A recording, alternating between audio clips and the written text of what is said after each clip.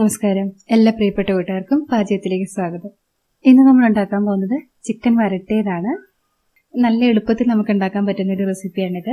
കാരണം നമ്മൾ ഇതിലേക്ക് സവാള എന്ന് വരിഞ്ഞ് സമയം കളയണ്ട, ഇതിന് മാരിനേഷൻ ആയിട്ടുള്ള സമയം വേണ്ട, പിന്നെ അധികം പാത്രമൊന്നും കഴുകി ബുദ്ധിമുട്ടേണ്ടി വരില്ല.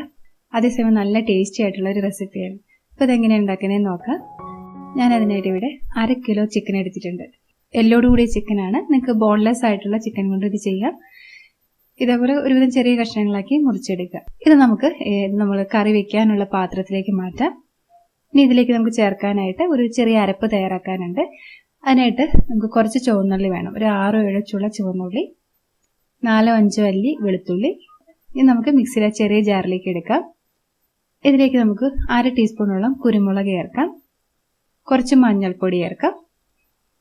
എരിവിനനുസരിച്ച് മുളക് പൊടി ചേർക്കാം. ഞാനിപ്പോൾ ഒരു 3/4 ടേബിൾ സ്പൂണോളം മുളക് പൊടി ചേർക്കുന്നുണ്ട്.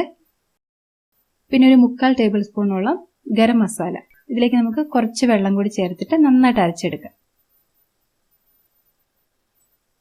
ഈ അരപ്പ് നമുക്ക് ചിക്കനിലേക്ക് ചേർത്ത് കൊടുക്കാം.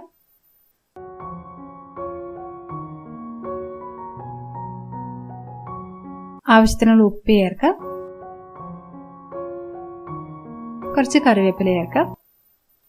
ഇനി നമുക്ക് നന്നായിട്ട് പുരട്ടിയെടുക്കാം.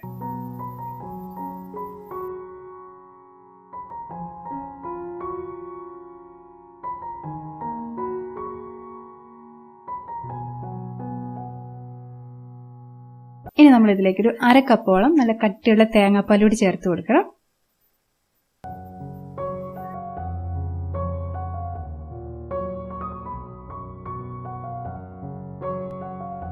ഇനി നമുക്കിത് അടുപ്പത്ത് വെച്ച് വേവിക്കാം.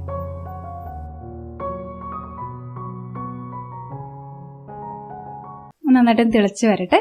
തിളച്ച് വന്നു കഴിയുമ്പോൾ നമുക്കിത് മൂടി വെച്ച് വേവിക്കാം.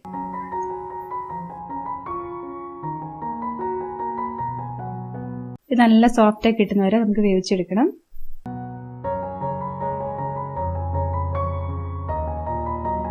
ഇടയ്ക്കൊന്ന് ഇളക്കി കൊടുക്കണം.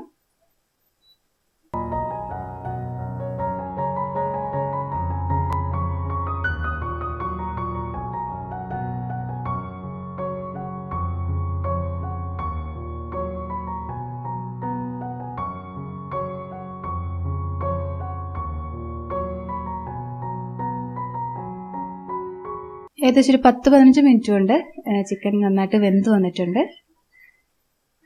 ഇനി നമുക്ക് ഈ കാണുന്ന ഈ ഗ്രേവി നമ്മളിത് തുറന്ന് വെച്ച് വറ്റിച്ചെടുക്കണം.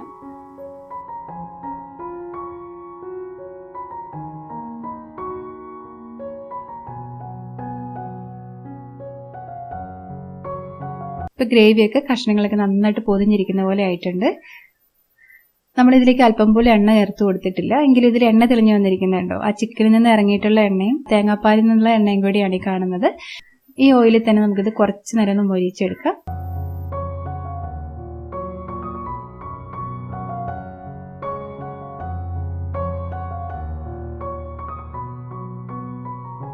അപ്പൊ അത്രയേ ഉള്ളൂ. നമുക്കിനി ഫ്ലെയിം ഓഫ് ചെയ്യാം. നല്ല ഈസി അല്ലേ തയ്യാറാക്കാൻ?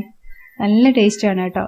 ചൂടോട് കൂടി തന്നെ നല്ല ചൂടൻ ചോറിൻ്റെ ഒപ്പം വിളമ്പാൻ പറ്റിയ നല്ലൊരു ചിക്കൻ റെസിപ്പിയാണിത്. തീർച്ചയായിട്ടും നിങ്ങളിത് ചെയ്ത് നോക്കണം. നിങ്ങളുടെ കമൻസ് അറിയിക്കണം. ഇഷ്ടപ്പെട്ടെങ്കിൽ ലൈക്ക് ചെയ്യാനും ഫ്രണ്ട്സിനും റിലേറ്റീവ്സിനൊക്കെ ഒന്ന് ഷെയർ ചെയ്ത് കൊടുക്കാനും മറക്കരുത്. അതുപോലെ ഈ ചാനൽ നിങ്ങൾ ആദ്യമായിട്ടാണ് കാണുന്നതെങ്കിൽ സബ്സ്ക്രൈബ് ചെയ്യാനും പുതിയ വീഡിയോസിന് നോട്ടിഫിക്കേഷൻ കിട്ടാനായിട്ട് അരികുള്ള ബെൽ ബട്ടൺ പ്രസ് ചെയ്യാനും മറക്കല്ലേ. അപ്പോൾ വീണ്ടും നമുക്ക് നല്ലൊരു റെസിപ്പിയിലൂടെ കാണാം. അതുവരെ നന്ദി, നമസ്കാരം.